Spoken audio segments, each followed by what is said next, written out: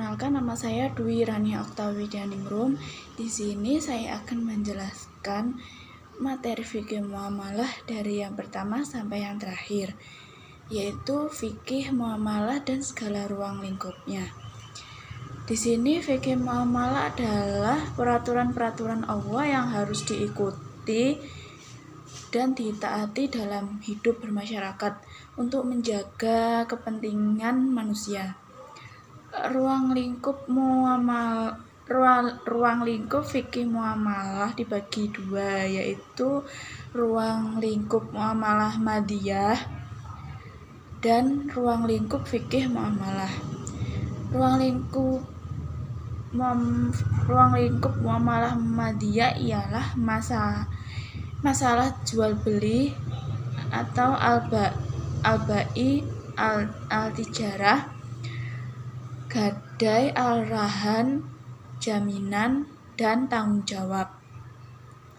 Pemindahan utang, al-hiwalah, jatuh bangkrut, taflis, batasan bertindak, al-hajru, dan ditambah dengan beberapa masalah kontemporer seperti masalah bunga bank dan masalah kredit. Kalau ruang lingkup fikih muamalah adabiyah ialah ijab qabul, saling meridhoi, tidak ada keterpaksaan dari salah satu pihak, dan kewajiban, kejujuran, pedagang, penipuan dan pemalsuan, penimbunan, dan segala sesuatu yang bersumber dari indera manusia yang ada kaitannya dengan peredaran harta dalam hidup bermasyarakat. Selanjutnya adalah materi kelompok 2, yaitu amwal dan segala ruang lingkupnya. Harta atau mal, jamaknya amwal, secara etimologi mempunyai arti, yaitu condong, cenderung, dan miring. Karena memang manusia condong dan cenderung memiliki harta, unsur harta ada dua, yaitu unsur haniyah dan unsur uf. Pandangan Islam terhadap harta, bahwa harta adalah segala sesuatu yang ada di muka bumi. Status harta yang dimiliki manusia adalah titipan, hanya perhiasan hidup, ujian keimanan sebagai akal ibadah, dan cara perolehan serta pemikiran harta. Fungsi harta yaitu kesempurnaan ibadah madzah, meningkatkan ketakwaan kepada Allah Subhanahu wa Ta'ala sebagai estafet kehidupan, penyelaras dunia dan akhirat, pengembangan ilmu, dan keharmonisan hidup. Sedangkan asas kepemilikan harta yaitu amanah, infradiyah, ijtimaiyah, dan manfaatnya. Selanjutnya materi kelompok 3, yaitu makna akad dan ruang lingkupnya. Rukun akad ada 4, yaitu 1. Akid, 2. Maq'ud alaih, 3. Maudhu' al-aqd, 4. Sigot al-aqd. Syarat-syarat akad ada syarat orang yang bertransaksi, syarat barang yang diakadkan, dan syarat syigot. Ada 3 macam akad, yaitu akad mujiz, akad mu'allaq, akad mudhaf. Adapun hikmah akad adalah adanya ikatan yang kuat antara dua orang atau lebih dalam bertransaksi atau memiliki sesuatu, terhindarnya perselisihan dari kedua belah pihak, usaha mengungkapkan kebenaran kepemilikan, dan lain-lain.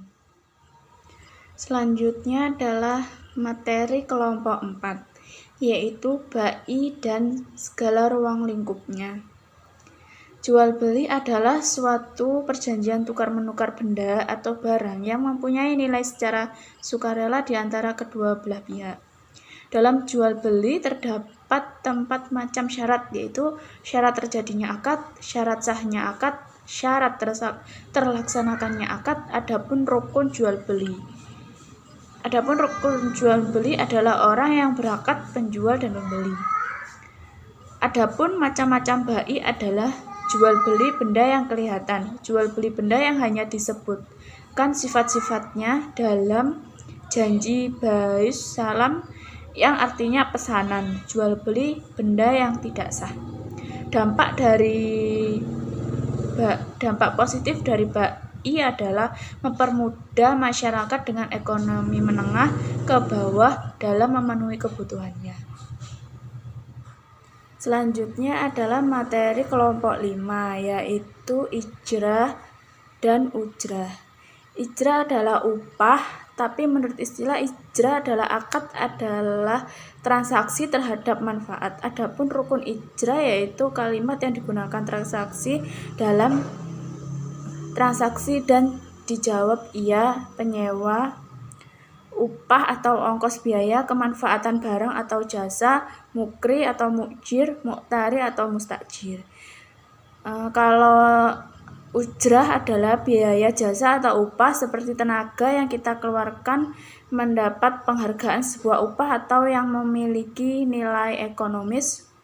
Rukun ujrah yaitu 2 orang yang sedang berakad.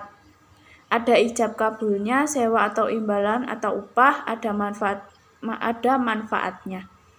Syarat-syarat ujrah yaitu balik, saling menyatakan kerelaan dalam akad, jelasan manfaat objek yang diberikan agar tidak ada perselisihan, boleh diserahkan langsung dan tidak cacat, objek harus halal, yang disewa bukan kewajiban penyewa, objek akad adalah yang disewakan, upah atau sewa harus jelas.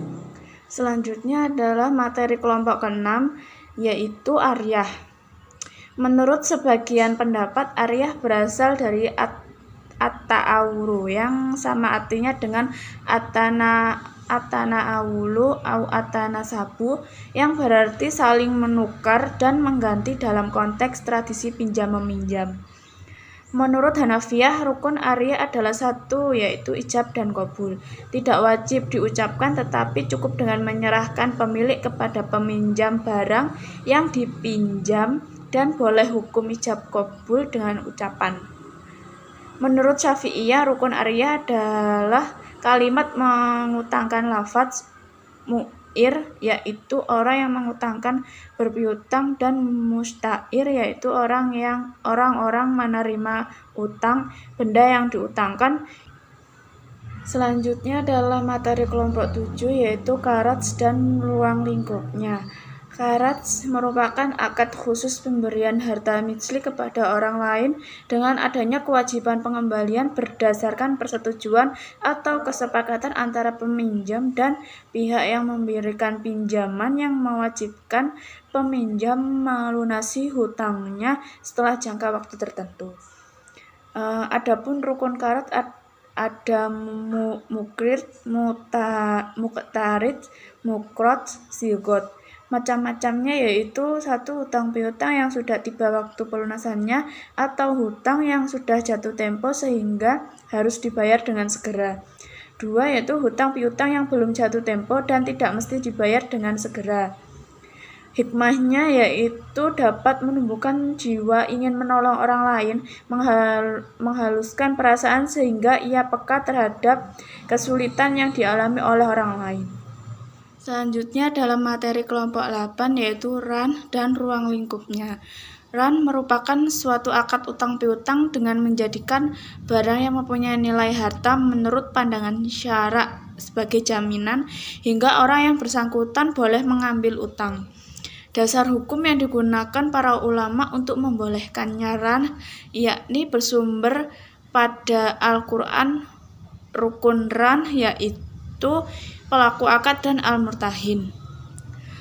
Kontrak ran dipakai dalam perbankan dalam 2 hal, yaitu produk pelengkapan dan produk tersendiri. Kalau akad perjanjiannya yaitu akad al-qardu hasan dan akad al-mudharabah, akad bai al-muqayyadah.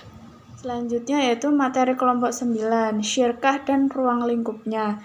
Syirkah adalah suatu akad yang dilakukan oleh 2 belah pihak atau lebih yang bersepakat untuk melakukan suatu usaha dengan tujuan memperoleh keuntungan.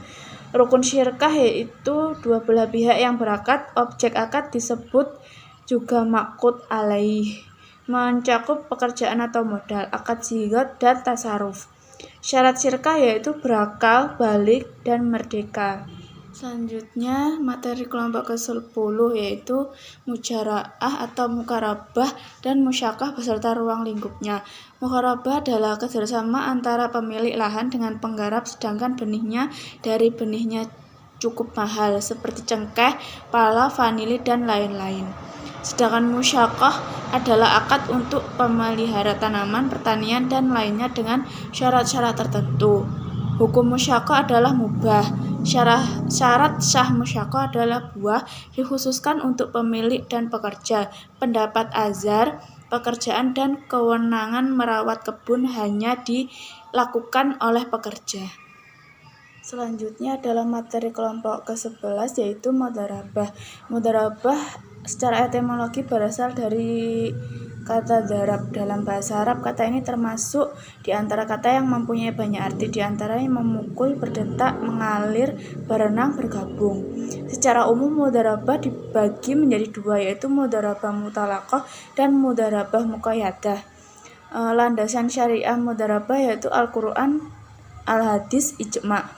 Rukun mudharabah yaitu pihak yang berakad, objek yang diakad, dan akad. Hal yang membatalkan mudharabah adalah meninggal dunia atau gila, pemilik modal murtad, modal rusak di tangan pengelola. Selanjutnya materi kelompok ke-12 yaitu hibah, sedekah, dan hadiah beserta ruang lingkupnya.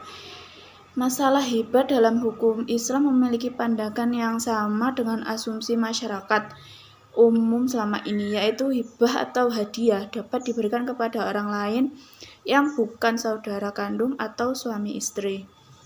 Sedangkan sedekah ialah semangat berbagi pada yang membutuhkan, memberi pada orang yang kurang mampu, dan menumbuhkan semangat filantropis dalam diri. Sedangkan hadiah adalah memberikan sesuatu kepada orang lain dengan maksud untuk memuliakan atau memberikan penghargaan. Hukum memberikan hadiah adalah mubah atau boleh.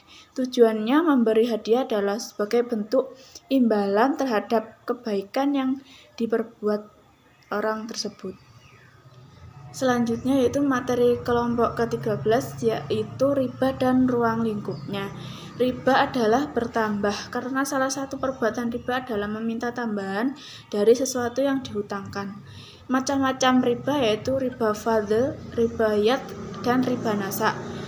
Syarat menjual sesuatu barang supaya tidak menjadi riba yaitu menjual emas dengan emas, perak dengan perak, makanan dengan makanan yang sejenisnya. Dengan dilakukan dengan 3 syarat yaitu serupa timbangan dan banyaknya, tunai, timbang terima, dalam akad ijab kabul sebelum meninggalkan majelis akad. Sekian dari penjelasan singkat saya. Mohon maaf bila ada salah-salah kata. Wassalamualaikum warahmatullahi wabarakatuh.